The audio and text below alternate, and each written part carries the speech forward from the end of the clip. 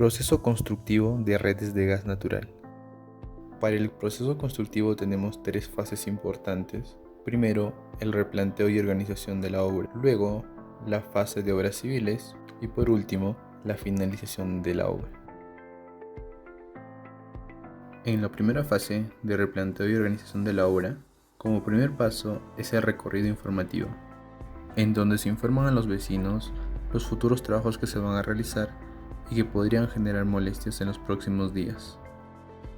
Luego, se realiza el paso del RD7000. El RD7000 es un equipo para detectar interferencias eléctricas en cables energizados.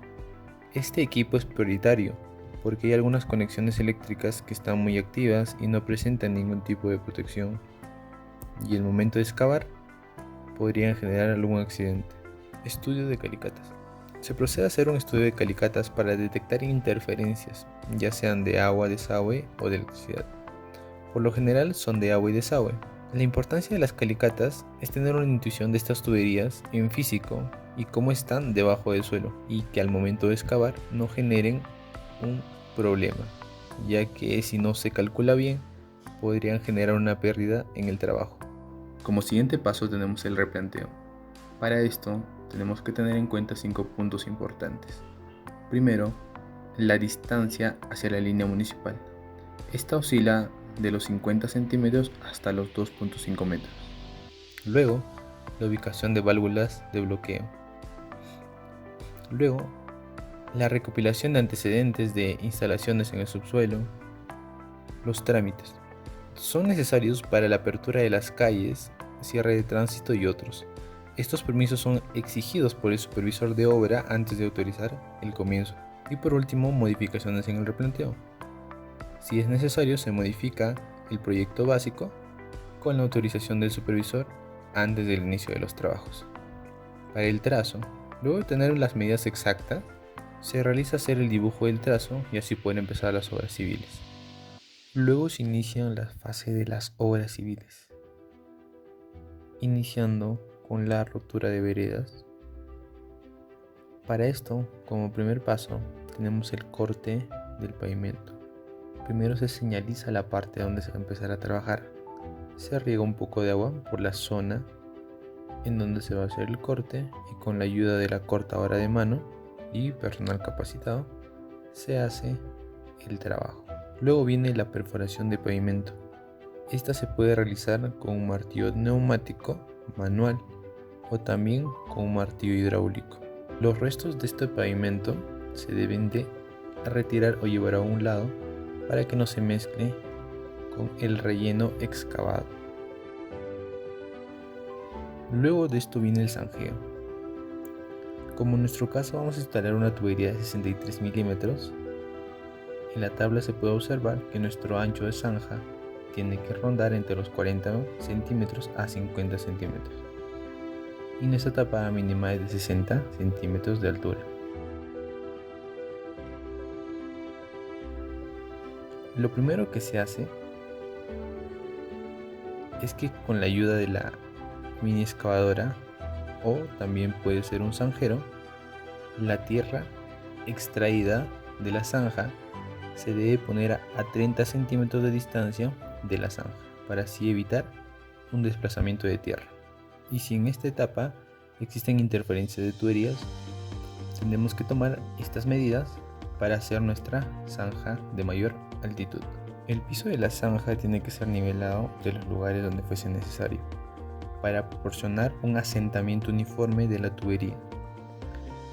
Si el piso de la zanja tuviese formaciones rocosas, objetos duros que puedan dañar la tubería, se tiene que cubrir el fondo de la zanja con un manto de 10 centímetros a 20 centímetros de espesor, con arena o tierra fina, libre de piedras o desperdicios, la cual debería ser debidamente compactada.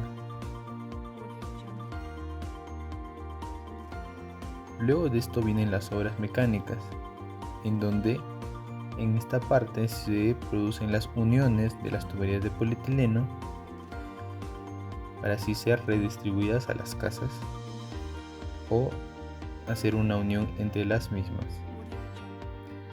Para esto se usa el método de electrofusión y así poder tener la unión de nuestra tubería de polietileno. Luego de esto se baja con cuidado la tubería de polietileno.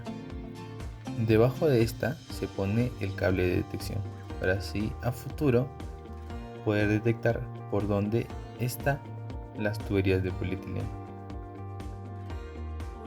Luego de esto se coloca una segunda capa de arena fina de un espesor mínimo de 10 centímetros que es debidamente compactada.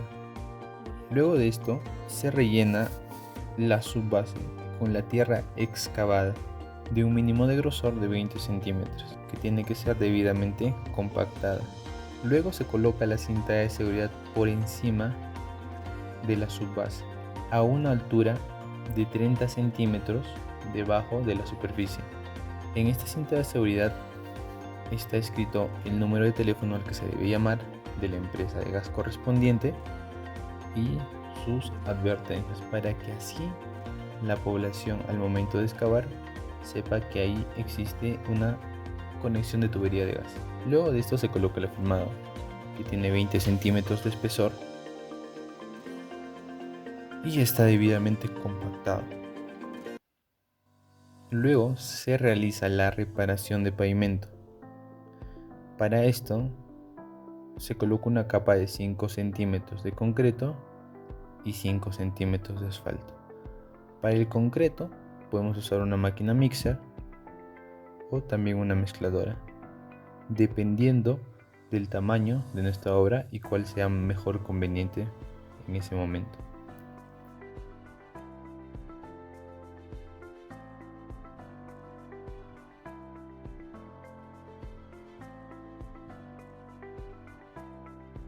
Luego se coloca una capa de 5 centímetros de asfalto y con una aplanadora se compacta debidamente.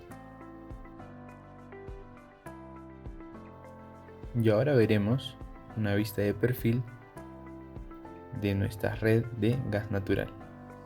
Como podemos observar, cumple con la normativa de 60 centímetros mínimos de tapada, con su respectivo cable de detección y su cinta de seguridad obligatoria.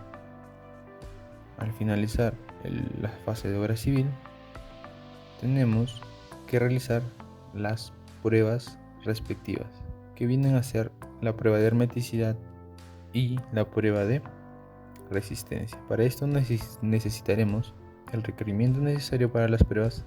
Vendría a ser el compresor de aire, un manómetro, un registrador de presión, un registrador de temperatura y el cabezal de prueba. En la prueba de resistencia, nuestra tubería debe soportar 4 barómetros con una duración mínima de 4 horas. Y para la prueba de hermeticidad, la tubería debe estar a una presión de 1.5 barómetros y para ser aprobada la prueba tiene que soportar en una longitud de 5 metros 24 horas como mínimo. Y para que sea validada tiene que estar 180 días. Luego de esto viene la limpieza de la obra final. Una vez concluidos los trabajos ejecutados en la zona, el contratista tomará cuidado en ejecutar la limpieza total de la misma y reparar los desperfectos que hubiese ocasionado, directa o indirectamente, como árboles, postes, alambrados, frentes, veredas y otros. Y por último, planos conforme a obra.